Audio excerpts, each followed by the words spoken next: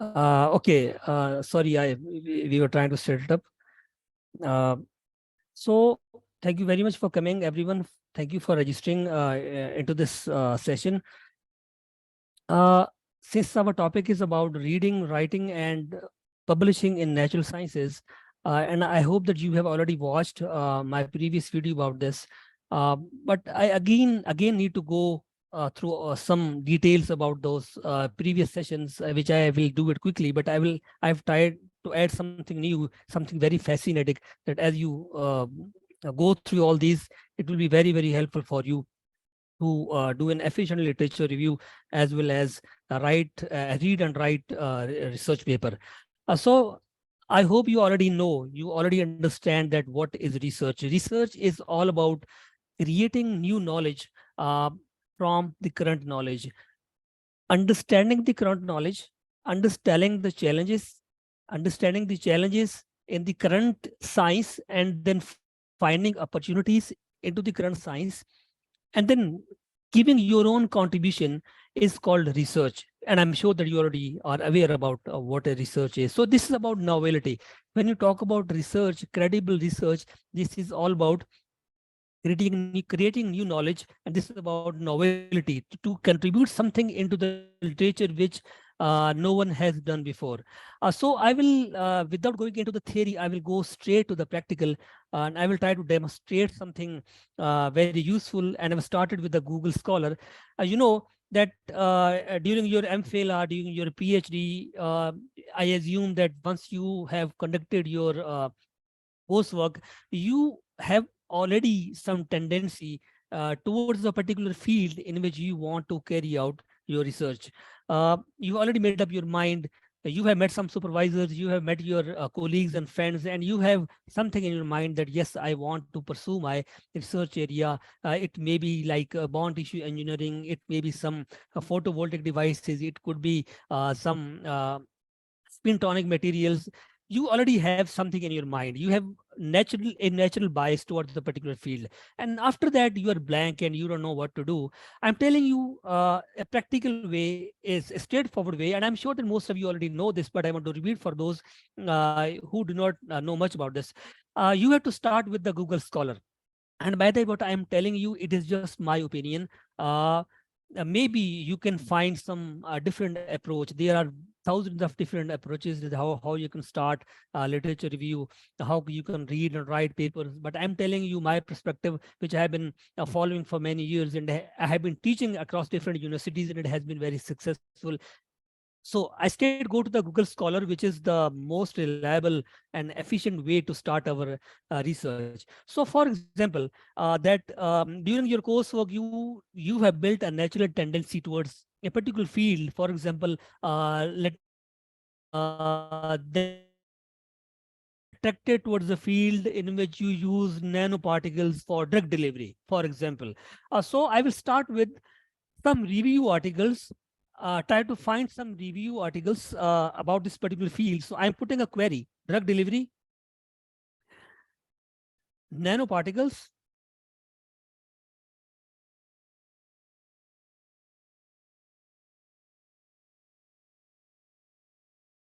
and then I need to add a word: review.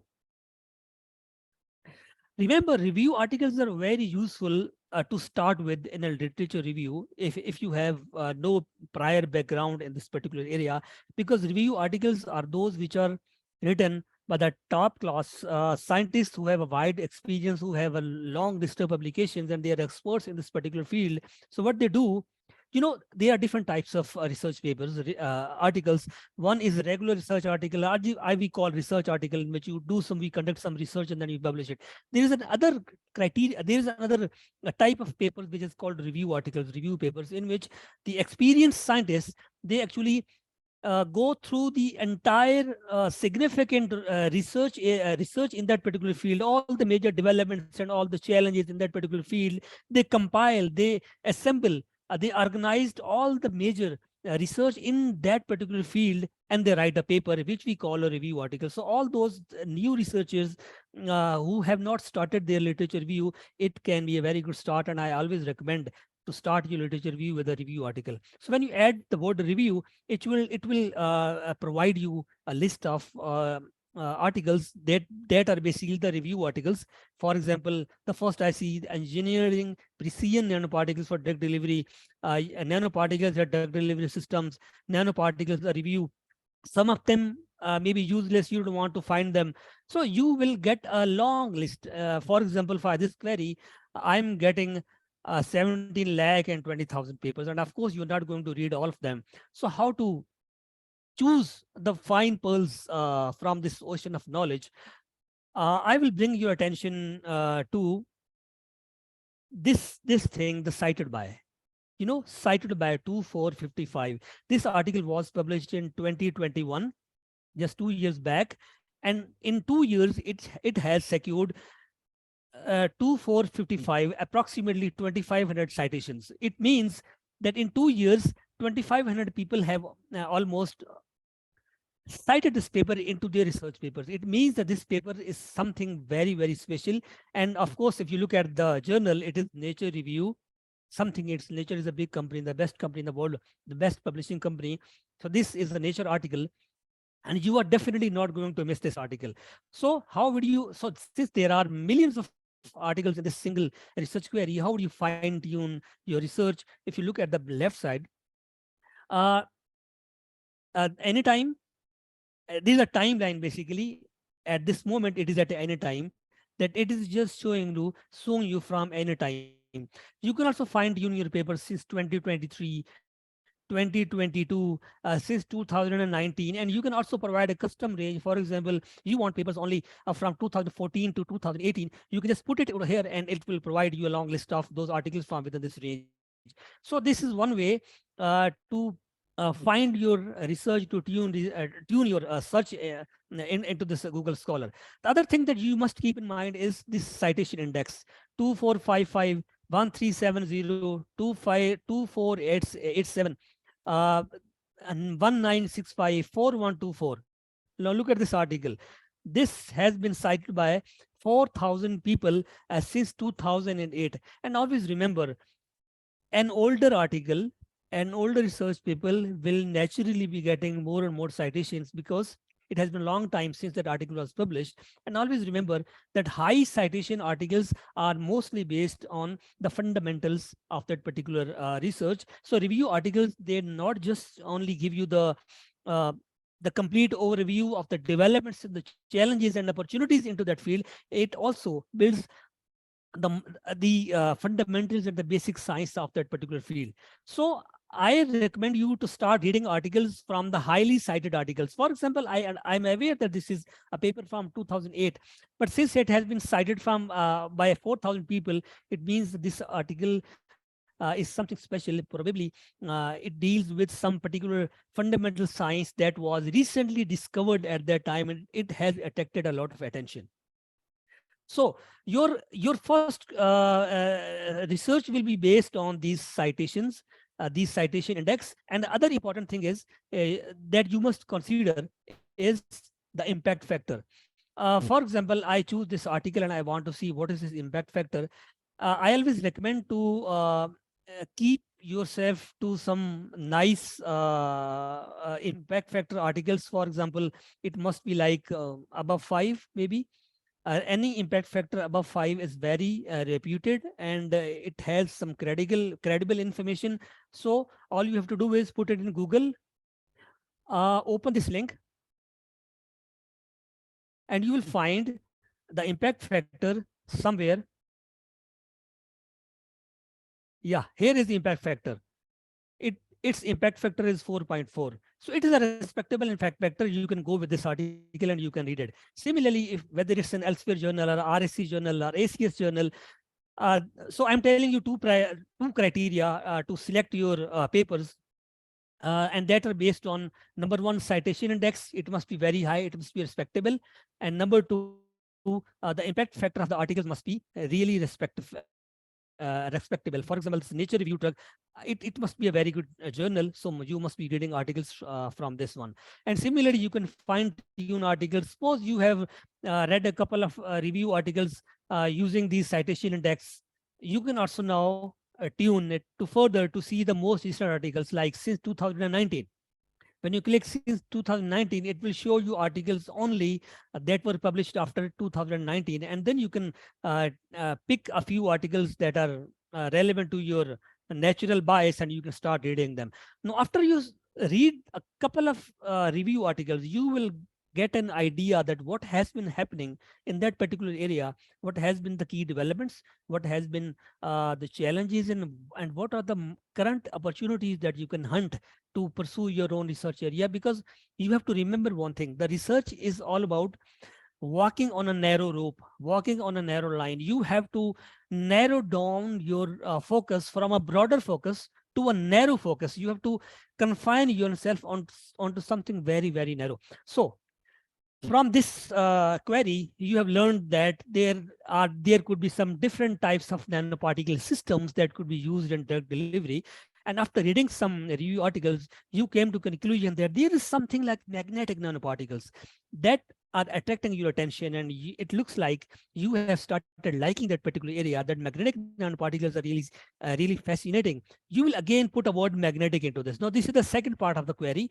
You will put magnetic, the word magnetic nanoparticles, and you will do the same again. You will again find a couple of good research articles from any time. And here are some magnetic nanoparticles for drug delivery. As you've seen, you can see it from the title also. A title also reflects that it can be a review article. And so 1094, 1965, 3000. So highly cited articles must be read by, you must read the highly cited articles because these are written by the pioneers. There's a reason that they have attracted so many citations. 2000, this is from 2010 to 118. And then you should also find the most recent contributions. You will go to the 2019 or 2022, and you will check a couple of articles if you find useful. By looking at the impact factor in the citation index, you will find that these articles will be very useful for you. Now, after reading a couple of review articles from this query, from this field, later on you realize, no, remember that you are now focusing your research towards a very narrow line, as I told you earlier. So you learn from your literature review that there is something super paramagnetic,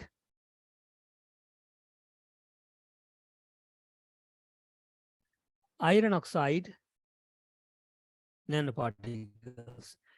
And here, you don't have to read the review articles, because at this stage, you have already made up your mind that super paramagnetic iron oxide nanoparticles is something that is worth reading, that is worth exploring the actual research articles from the most recent dates, the most recent articles. So you'll find it.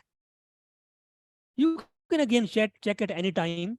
You will see different citations. As you see, again, the parameters are the number of citations and the good impact factor of the articles. You will find some good articles from any time. And then particularly for this query, you will find the most recent articles as well. You can start it from like 2019. If you find some good citation articles are papers from the high impact papers, that is very good. Then you can narrow down your research to since 2022. Then you can further narrow it down to since 2023, where you will find the most recent contributions from the scientific community. And the more you read these articles, the more you will be able to confine yourself on a very narrow line, which is actually the essence of any research project. So you will start downloading these articles. You will create a library. You will create a list of articles. And after creating that list, you will later on, you will notice that there will be many articles that will be useless for you, and you just don't want to waste your time on those articles. So you can just delete them and just fine tune your library for the most relevant ones. So this is one way. I will come to the reading part later. But now, since we are using Google Scholar, meanwhile, I want to tell you that there are some other effective uh, searching tools for the efficient literature review. Uh, for example, I'm showing you on screen, this is typeset.io. Typeset.io is an artificial intelligence-based resource-based website for the literature review or finding articles, for reading articles. This is the home page that you're seeing. It is based by SciSpace, typeset.io. Suppose you got some very good research article and you want to find similar articles. You want to find that kind of articles, and it is very difficult. It is very hard to find it using the Google Scholar. So what you will do, first of all, you will create a login which is completely free. You will sign up using your email address, and then you will upload a PDF. You have already a research paper that is of your key interest, and you want to find some more articles about this particular field that are related to this paper. So you will find that paper, you will upload it.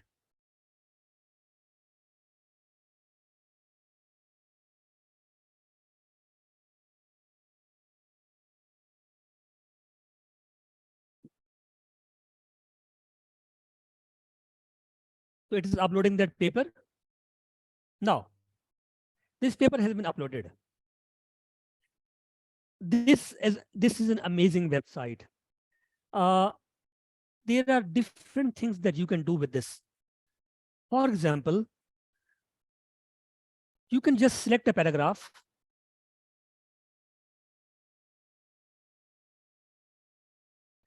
right click, you can summarize it,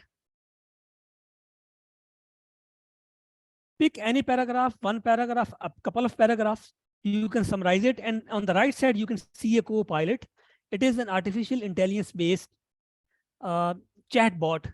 It's a co-pilot. It's a chatbot which is AI based. I hope you have heard the word chat GPT. So you can say that it's a kind of thing that is very helpful for this kind of search. So it will tell you, it will create a summary of any paragraph of any part. You can create a summary of any part. You can summarize any part into a more concise and more understandable language. You can also, another thing is you can also do you could find related papers.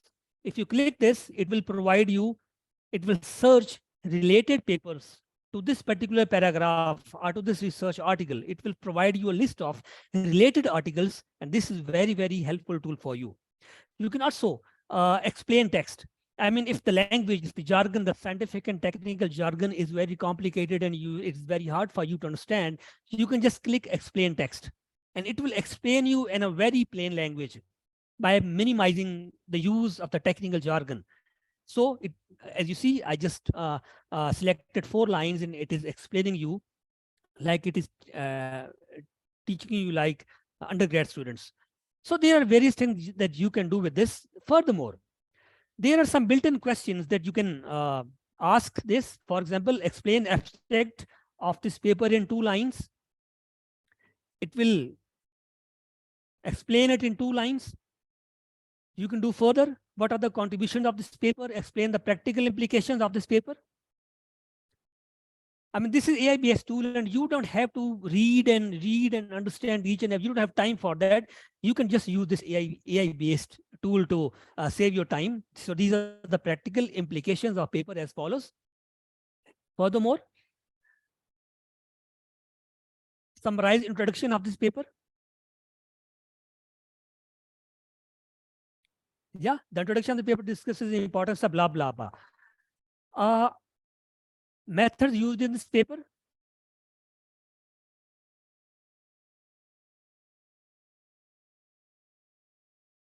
Yeah, these are the methods that have been used. Similarly, conclusions from the paper, limitations of the paper, future work suggested in this paper, and you can also create your own query, whatever you want. You can also, you want to create some other query, you want to find something that is not in this list, you can write your own, find your own question. Another useful thing that you can do is when you create a library, a list of papers in this typeset.io, you can export this list to your Zotero library, to your EndNote library, and your Mendeley library. I hope you're aware of these reference management tools, which are which are very essential when writing your own manuscript. So you can export this list, these articles, into your own library of Zotero and EndNote. Meanwhile, I want to show you another similar source, which is actually an app. You have to find R Discovery, this R Discovery, capital R Discovery, into your Android, in your Apple phone, or in your Microsoft computer search uh, from the Play Store. And suppose in Android, you will find this page. This is our discovery, and it is also very useful tool. You can see its rating is 4.5, and it has been downloaded more than 1 million times. This is also very helpful tool to again find the similar articles. There is a possibility that you cannot find the similar articles from that typeset.io, but this will definitely give you a list of similar articles that you want to find in a particular research. It will also generate that library citations. It will export them to Zotero and EndNote and Mendeley. It is also very helpful. One more thing is you can actually hear, you can listen to the voices. Suppose you want to hear the abstract, you can also hear that abstract in any language, in English language, even in Urdu language. It can translate you and give you a real time. So these are the AI-based tools that should be very helpful. And I'm sure that very few of you were aware about these tools. Now, coming back to the research articles. Uh,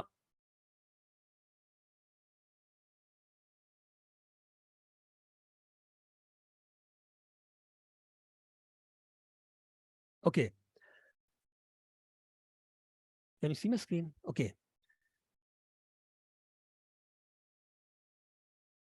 There are different ways to download articles free. I won't name it. You already know it. So I don't want to, since this is official, so I don't want to tell you, but I know that this is a, I just skipped an apps of website. I'm sure that many of you are already using it. It is very effective. You can find every piece of article from that website. I don't want to name it, but you already know it.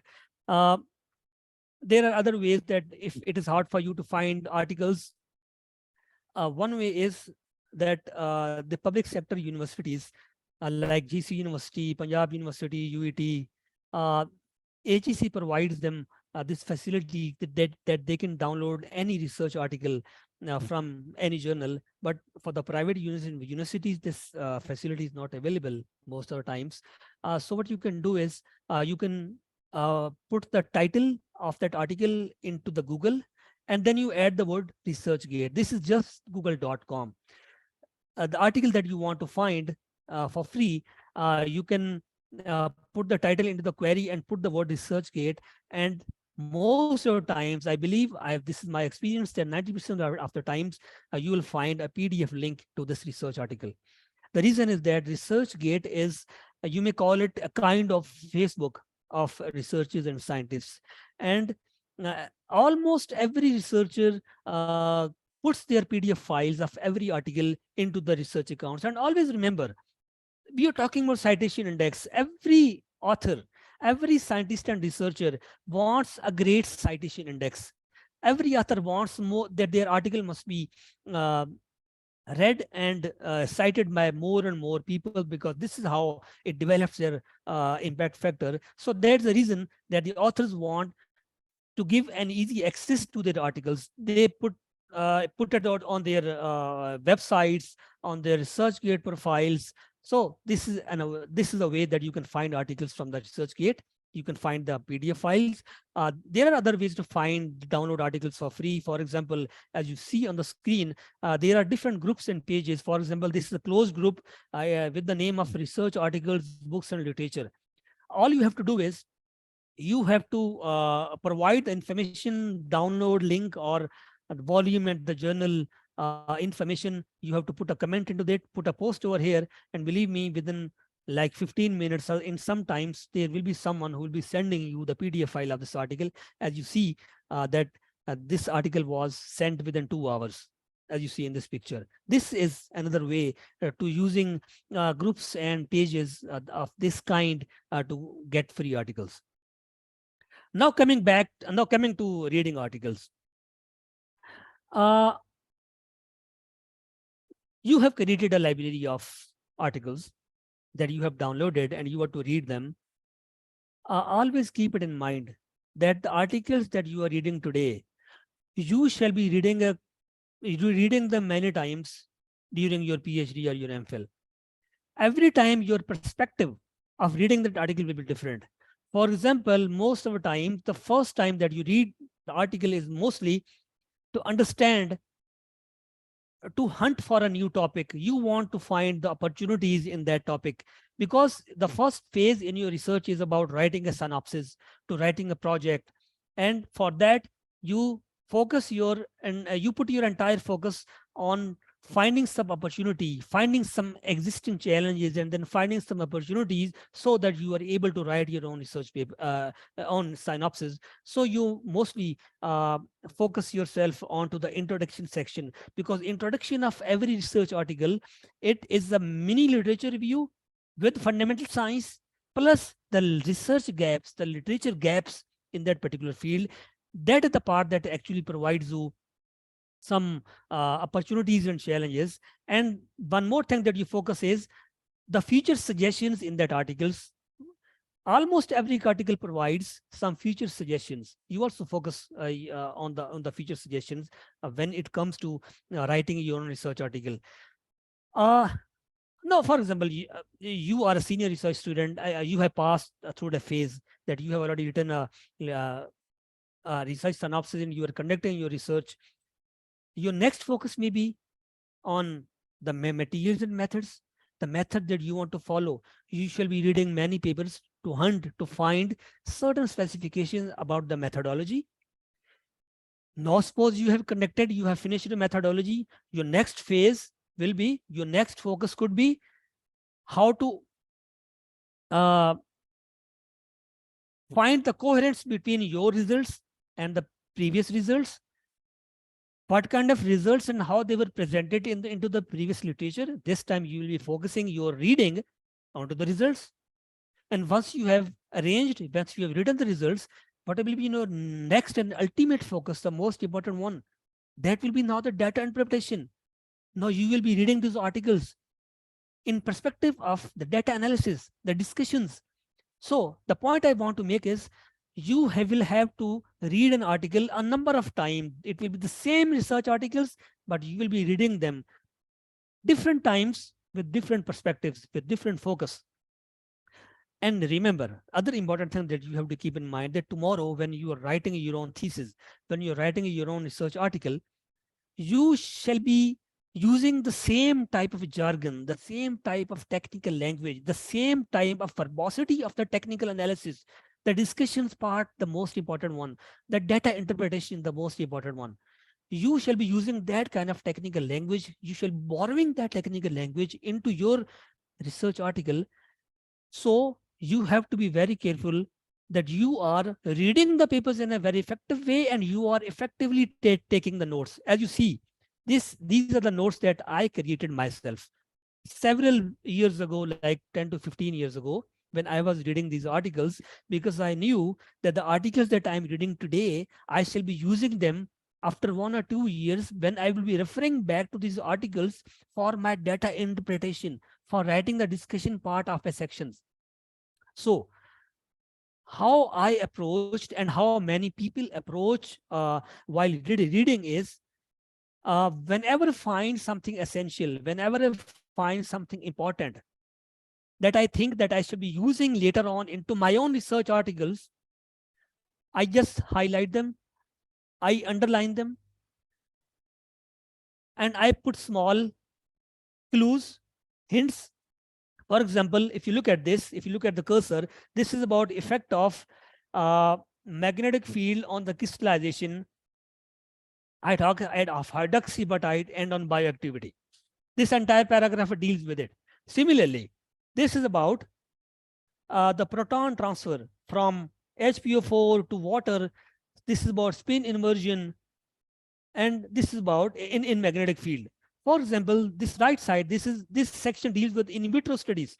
This section also deals with in vitro studies. This section deals with magnetic particle size must be 2 to 4 nanometers, super paramagnetism. So As you see, these are the different sections. These are the different specific sections that I believe that I should be using them tomorrow when I should be reading my own research articles. I create this kind of notes with my pen. You can do it digitally, or you can use your pen. By the way, reading articles using pen is the most effective way, because you can stare on the screen. After reading a complete article, then you will create some notes at the top of your article. For example, I know that this I have written on the face of this paper that this article is about introduction. This introduction is very beautiful. It deals with the effect of magnetic field Fe3O4 on nucleation, crystallization of hydroxyapatites, and bioactivity. It is about proton transfer. It is a A+ paper. It's a very good paper. It deals with spin inversion. It deals with spin superparamagnetism. Its XRD part is written beautifully. Its FTER peaks are very beautiful. It gives a detailed in vitro studies.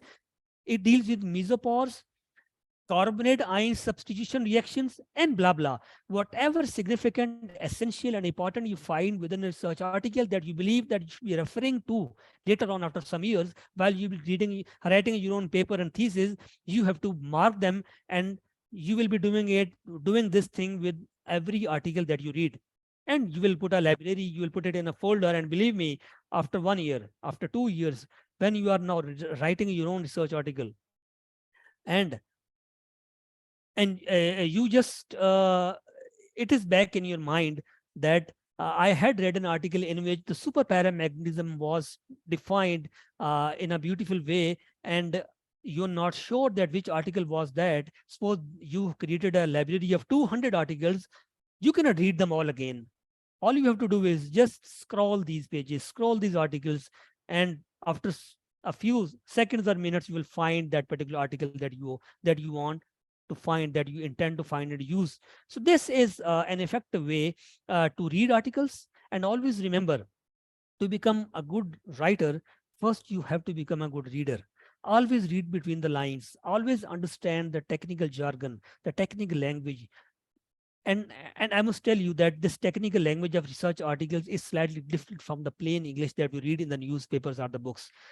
This is a technical verbosity. It's a scientific verbosity. It has its own conventions. Uh, it's a very formal language. It's a very technical language. So while you're reading articles, you have also tried to understand that how they are forming a sentence, how they are building their arguments, how they are presenting their data, how they are explaining their tables and figures. So, as I said earlier, to become a good writer, first you have to become a very good reader. After reading stuff, coming to the next section.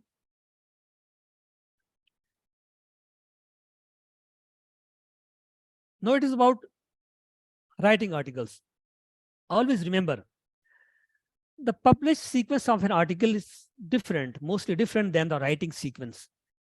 You know, when you see a research article, you will, most of the times you will find the headings, the parts, the different sections in this way. It will start with the title, then it will be abstract, followed by introduction, then it will be materials and methods, results, discussions, and conclusions. But when you're writing an article, you won't follow this sequence. You won't start the title at the beginning, because you will be writing title at the end of the entire manuscript. When you've written the whole article, then you will write a title. First thing you will write is, you will write the information that is easily available to you, and that is naturally materials and methods, the methods that you used, the methodology, the experimental section that you use. That is the most easily available information, and you will start the easiest one with the easiest one. The next thing that is available to you is results. Naturally, the next section that you will write is results. After writing results, now the things are getting technical. Now here it comes to interpretation. You will now relate those results with the introduction. Actually, now you will write an introduction. You are building in your mind, you are creating a story in your mind, you're creating a script in your mind, where these results will lead to. You have already made up some mind that your results will be leading to what kind of conclusions and discussions. Now you will start building the other part, that is the introduction. You will write, you introduce the topic, You will provide the most concise and relevant literature review of this particular study. And then you will link it. The last section, the last paragraph of your introduction section will be linking the previous research, the previous literature with your current research. This is how you write an introduction section. You will provide citations, references. And after you have created a nice introduction, now it will come to the discussion section, the most important part of any study, because this is about data interpretation. This is about how you extracting science from the results, how you are extracting science, how you are creating new knowledge, how you are creating new science. Because remember, results are just results if you're not interpreted efficiently.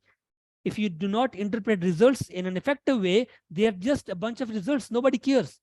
The thing that builds your impact factor, the thing that decides that where your paper will be published, in what impact factor your paper will go, it is the discussions part, which is the most important one. That's the reason that you write it at the end, and it will take a lot of time.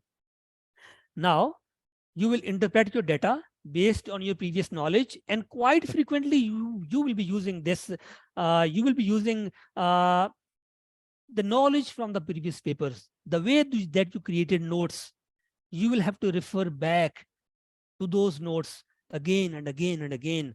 And after a lot of work, you should be able to interpret the data. You have to create the discussions. And sometimes the results and discussions they are just the one complete section.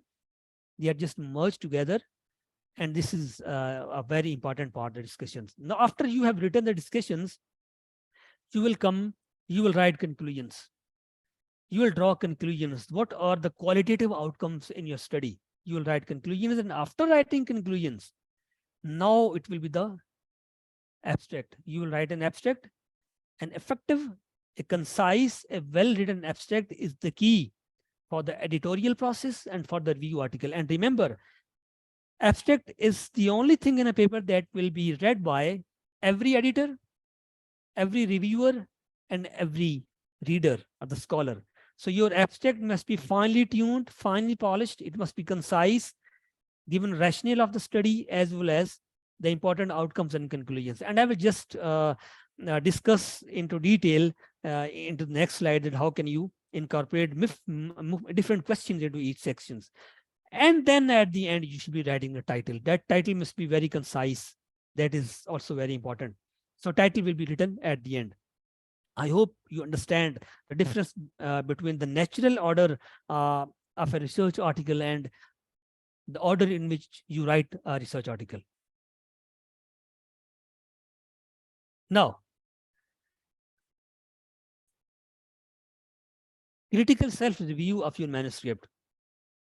This is the key of this entire discussion. If you understand this slide, you have achieved a lot. You have achieved the purpose of this today's discussion. While you are writing your manuscript, or you have written your manuscript, you have to perform a critical self-review of your manuscript. You have to ask yourself whether you have answered these questions into each section of this paper. For example, you have to ask yourself about the title. Is the title clear, concise, and representative of the study? Does the title overstate or understate the findings of the study? About abstract, does the abstract present the rationale of the study before discussing the purpose? It is a common practice that the editors and the reviewers like that article, like that abstract, which starts with the rationale of the study. You have to provide the rationale of the study before discussing the purpose. You have provided a rationale. Does the abstract clearly define the purpose of the study, which will be the second part? And does the abstract include a brief description of the methods, what was done, and results, what was found? Does the abstract conclude with the conclusion and implications, the applications? Are the methods and results in the abstract over descriptive? They must not be over descriptive. So you have to ask yourself these questions, and then you have to tune your article according to these questions. Are the keywords appropriate and representative of the study? Then you come to the introduction section. Is the introduction information, is the background information into the introduction relevant to the study? Have the gaps in the existing literature been clarified in the introduction? This is very important. The gaps, what do you mean by gaps in the existing literature? It means that while you will find a continuity in literature, you will find certain places where the literature is silent. And those were the places in which the previous studies were not able to answer certain questions. And those were the challenges. And those were actually the opportunities that you are trying to solve in your current paper. So you have to make sure that the gaps related to your study must be present in the existing literature. Is the rationale for the study clear? Have the hypothesis, research questions been stated? Hypothesis and research questions must be clearly stated uh, in the introduction section. And if it's a kind of study that no hypothesis or research question is involved, then you must be clearly providing the objectives. Have the objective of the study been presented clearly? And does the introduction exclude details about the methods and results? Yes, the introduction section must exclude, it must not contain details about methods and the results. Then the next section is materials and methods. Does the methods section present all the necessary information regarding the protocols followed? Are explanations of the protocols relevant to the study and its applications? You have to present your methods, you have to present your protocols and methodology in a way that must be reproducible by the next scientist. Have the author explained why they have chosen a certain method? Have all the study variables, units of observation, and sources of material and equipment been defined? Have the methods been presented in chronological order, in the order in which they were performed? There must be a natural order. I mean, you cannot present the X-ray diffraction and the TEM and SEM before synthesis. First comes synthesis, and then it will be their characterizations. Then the most important part, the results and discussion section. Does the order of the results correspond to that of methods? Have the authors stated whether the proposed hypothesis was verified or falsified? Have the results been merely repeated rather than interpreted in the discussion? This is very important. It must not be a bunch of results. You have to interpret the data. You have to extract some new knowledge, some new science. You have to find some new science. Have previous studies with similar findings been cited in discussions? Have studies with dissimilar findings been cited in discussions? Have the limitations been mentioned? And after that, it's about conclusions. Has information from the discussion been repeated in conclusions? It must not be repeated. Is the conclusion based on the results of the study? Have the theoretical implication been identified? Have the practical implication been identified? Does the scope of the future research seem clear? Believe me, when you optimize, when you customize your final research article according to these questions, when you address all these issues within each section of the research article, believe me, there is no reason that it will not be going to high impact journal. You have to incorporate. This is a gift for you. That's it from my side, students. You can contact me using these email addresses. You can take a picture. I use these two email addresses. You can follow me on Twitter, and most importantly, you can add me on Facebook. I also use WhatsApp, and you can feel free to send me your articles, your queries, audio messages on this WhatsApp, and you can also find me on Google Scholar with this query, Saqlain Abbas Shah. Thank you very much. Now, if you have any questions, feel free to ask. Thank you. Thank you so much, sir. I will quickly launch the polling, Zoom polling. You can type your comments and your questions in the chat box and respond to the polling, please. Dr. Saqlain, we had a question at 1:33 from Mr. Rizwanullah, which was responded by Dr. Zia, but I'll still read that out for you. It was basically that what if Mr. Rizwanullah from the computer department, what if Google Scholar is not providing the PDF of our required research paper? Then from where we can search this research paper? And Dr. Zia responded that many are paid for, but do ask the library if you can access. If free institutional access available, if not, library could have some options to explore. So this is what Dr. Zia responded. We have a comment from Miss Amna Gul from Allama Iqbal Open University. She says, Awesome session, so practical. Jazakallah. Miss Sana Bhatti says, a great session. Thank you, sir. Dr. Shaista Ali says, wonderful session, best so far. Miss Bharat Ali says, thank you, nice session. Miss Aksa Server, you need to update your Zoom account because that's the only reason why polling is not visible. Mohammed Mustafa from the School of Life Sciences says that if generative AI is used in raising a manuscript, it is required to be disclosed in the publication. How will it be affected the reviewing process? Dr. Saqlain, can you please respond to that? If generative AI is used in raising a manuscript, it is required to be disclosed in the publication. How will it? I don't understand your question. If you mean that you want to use Chat GPT, you know, you write a research article by yourself. Chat GPT or any generative AI cannot help you more than a limit. And believe me, never rely entirely on the Chat GPT. Excuse me, Dr. Can I? Yeah, am I audible? Please, Can I please. rephrase my question? Sure, sir. Sure, please. Okay, so the options like Copilot, which you have showed during your presentation, or the Bard, which we used in Google, or the ChatGPT, or whatever the generative AI softwares we use to summarize any manuscript or to enhance the quality of our text. So if we are using any sort of generative AI, the current publications and the journals, they are asking us, they have added a section that we need to disclose if in case we are using any sort of generative AI softwares. I mean, they're not stopping us to use the generative AI, but they want us to mention exactly what type of software we are using.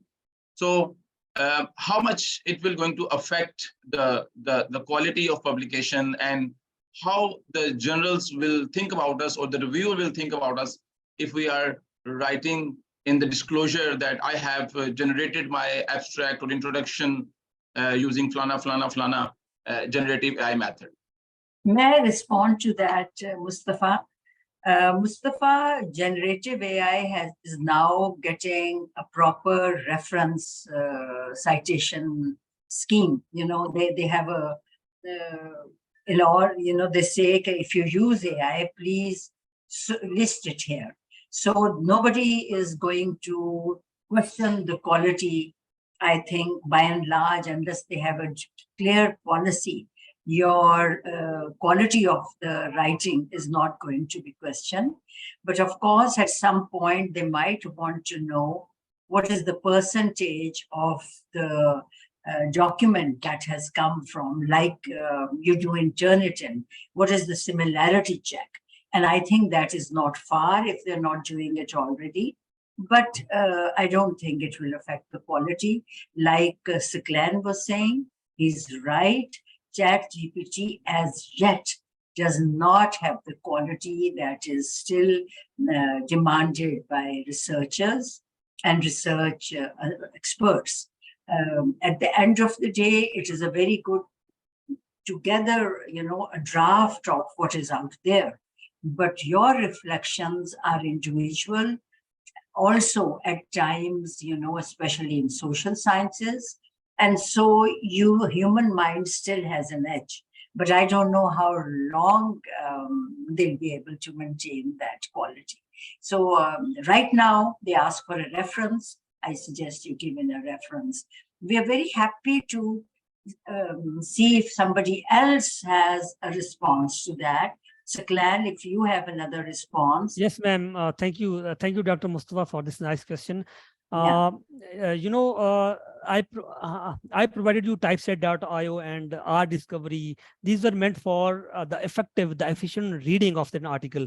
That suppose you got an article of 38 pages and you want to just pay attention to a particular section of that article. You want to find methodology. You want to find the summary of that article very efficiently, and you want to save time. That was about reading those articles. So using AI for reading purposes. Now, other thing is using AI for writing purposes, which is chat GPT, mostly the first thing that comes in your mind is the chat GPT. And I hope you are aware that several articles have already been published in which chat GPT was a co-author. So I think it is becoming a norm. Now, although it is one story, it is one thing that chat GPT may not be helping you much in writing an effective research article, because the data creation, the data analysis, the data interpretation, what the human brain can process, it is much superior than what artificial intelligence, what chat GPT knows at this current stage. So, and I have tested it several times. I'm a frequent user of chat GPT for various purposes, and I've seen that it generates fake citations. You give it a query and it will create a generic knowledge. It will give you a generic knowledge. It will never give you any specific information, any fine-tuned information. It will not give you any detailed descriptions of a particular mechanism. It is very superficial. You can use it to fine-tune your language of your articles, but entirely relying on chat GPT or artificial intelligence, I don't recommend for the students, because it may give you more damage than it will give you any good for you.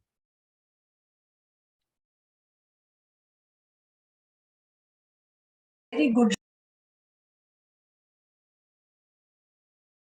Hand up. ये मुस्तफा साहब कुछ कहना चाहते हैं, doctor Mustafa साहब. अच्छा, बोलिए. Yeah, Mustafa, please go on. Dr. Mustafa, your mic is off. No, I unmuted. Gohar mutes thank you, it thank you, again. thank you. Thank you very much, ma'am. I was just have a point what Dr. Saqlain was talking about, that that we need to understand that still the human factor is a factor for the time being. So it's not about it's about using the tool, not like become a slave of the tool or dependent of the tool. So it should be like a calculator for us for the time being, until unless, like I said, you were saying, the time being. Asher Johnson has a comment. I would appreciate if we could go to him. Ji Asher. He disappears, I think. He comes on and then he disappears. Asher? Okay. Ji Asher. So thank you. I got unmuted. So I just wanted to share something which Dr. Saab already shared about few articles which are published actually by a few people using ChatGPT. So that is Dr. Saab already shared. But I just wanted to ask about, there are, for example, Grammarly. It's a software, it's an application which actually helps to proofread, which helps to rewrite your sentences and sometimes write everything for you. So when someone was asking to mention a certain chat GPT tool, so is Grammarly a chat GPT tool? Though it is a chat GPT because it is doing what chat GPT does, it actually creates sentence for you, it edits sentences. So where does Grammarly stand here? Yes, I am a frequent user of Grammarly. I use it every day. I use Quillbot, I use Grammarly, I use ChatGPT. Meanwhile, I would like to tell you that I am an internationally certified scientific academic writer, editor, and proofreader. In fact, I'm associated with certain international companies, and I'm actually paid for that purpose. Anybody can do that. I'm using these AI tools, Grammarly, and again, I'm telling you that you cannot entirely rely on Grammarly, because every day I'd find that Grammarly is changing the context. It changes the context. You have some other context in your mind, and Grammarly, since it is an AI, it destroys the context sometimes, although it is very effective most of the times, but it is not the 100% thing. You cannot just rely it blindly. You have to keep your mind open, that when you are implementing the Grammarly suggestions, you have to be careful that it is not changing the context. Otherwise, Grammarly is a very good tool. Quillbot is a very good just tool. add that, but you have to be better than AI tools. That's the hitch. are you better to find than these AI tools to find the flaws in these tools? You're right, Saqlain. I'm writing, Grammarly checks it up, and I keep on saying dismiss. This is not what I mean to get across. And so, yes, but how many of us are beyond that language that Grammarly offers, and that is pretty good, reasonable for most of us. So the point is, to beat the AI, you have to be better than AI, and that's a tough task. So that's a tough ask. Any other comments? There is a question that is the order of writing same goes for review articles. Yeah, review articles does not have that kind of order except for title, introduction, and the conclusion. Title, abstract, and conclusion, they remain on the same position, but otherwise you will see different sections and different headings and subheadings. So review article is different. It's written in a different way, and it depends on that particular expert, that how it is writing. It is not a regular article. It has a different format of writing. Yes. Yeah, I do not see any of the comments, but it was a great session as always. I know you, Saqlain, you have lots of practical experience to offer. And Mustafa is another one of our science wizards in many other things. But thank you so much. And it was a delight to have you with us once again, and privilege. Okay. And thank you for all the participants who were with us throughout this event. Thank you so much. I see lots of non-FCC participants, and we are very, very happy to have you with us. Thank you again. Thank you so much, everyone. Thank you so much. God bless you. Thank you.